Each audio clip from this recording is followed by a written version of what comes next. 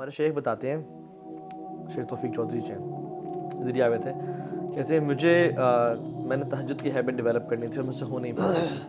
کہتے ہیں میں نے پتہ کیا کیا, کہتے ہیں پریکٹیکل اسٹیپس. کہتے ہیں I purchased very expensive and very comfortable جائے نماز. کہتے ہیں جس پہ کھڑا ہونے کا بھی مزہ آتا تھا, وہ فومی اور ہوتی, ٹھیک ہے. پھر میں نے جس روم میں پڑھنی تھی اس کو ڈیکوریٹ کیا ود سم لیمپس, لائٹس, بخور, اور اس کو میں نے وارم رکھا. کہ اب دیکھو فار ایگزامپل سردیاں ہیں, تہجد کی نماز کے لیے اٹھنا ہے, اگر آپ کا کمرہ بہت ٹھنڈا یخ ہے, ٹھیک ہے, تو پرابلی آپ کے لیے تھوڑا سا مشکل ہو جائے. تو میں بیسکلی بات کر رہا ہوں اس کو مزید کمفرٹیبل. اور صحابہ نے تو مدینہ کی ٹھنڈ میں بھی وہ پڑھا, وہ ایک اور پیشن کا لیول تھا. But you facilitate yourself in a way, اسے بولتے ہیں making it attractive. Yes exactly. تو اس پہ آپ انویسٹ کریں پیسہ. اب فار ایگزامپل میرے ایک جاننے والے ہیں, ہی spends a lot on his جو ہے نا جاگرز, ٹراؤزرز, سائیکل, بیڈمنٹن کا گیئر, اسکواش کا گیئر اور سب کچھ. کیوں؟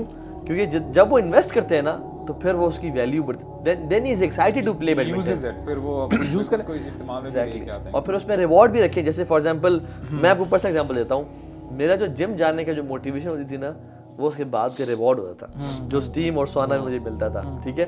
سو whenever I used to think of going to gym, I used to think of the reward کہ اسٹیم اور سونا میں میں ریلیکس بھی کروں گا. سو وہ جم جانا میرے لیے بڑا آسان بن گیا. مزے کی بات ہے کہ ایون ایک دو کتابوں میں بھی یہ لکھا ہے اور اسلامکلی بھی نا, کہتے ہیں اٹس ناٹ کہ آپ نے نا میں نے یہ ہیبٹس ڈیولپ کرنی ہے, you need to know Y.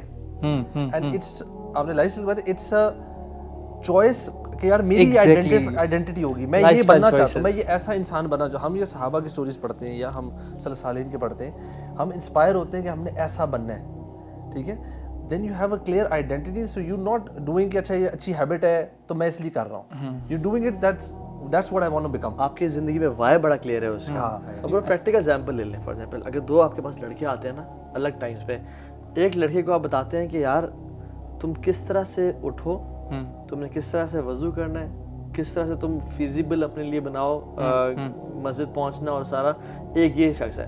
اور ایک یہ شخص ہے اس کو میں کہہ دوں کہ آپ کو پتہ ہے فجر کی 2 سنتیں پڑھنے کا ریوارڈ کتنا ہے.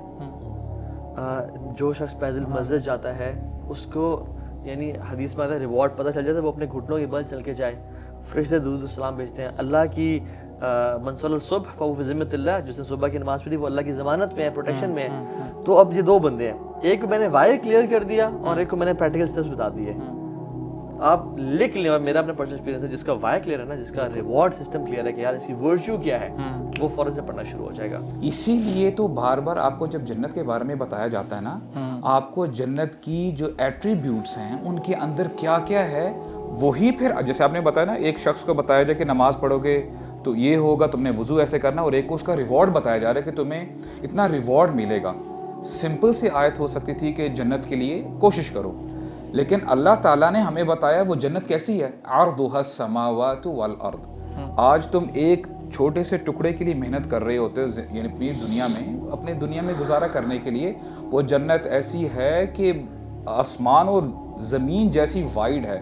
اور اسکالرس کہتے ہیں کہ یہ صرف فزیکل لیول نہیں ہے, آپ کو اسپرچول لیول پہ بھی, ایموشنلی بھی آپ کو آپ کا جو مائنڈ ہے وہ کھلتا ہے اور وہاں تک لے کے جائے گی, یعنی آپ وہاں پہ گھٹن محسوس نہیں کرو گے. تو ایونچولی ہوتا کیا ہے کہ دیکھیں, آئی تھنک دس از, اگر ہمیں اس کے علاوہ کوئی موٹیویشن نہ دی جاتی دین میں, if this was the only motivation given to the human beings, this was sufficient for all of us.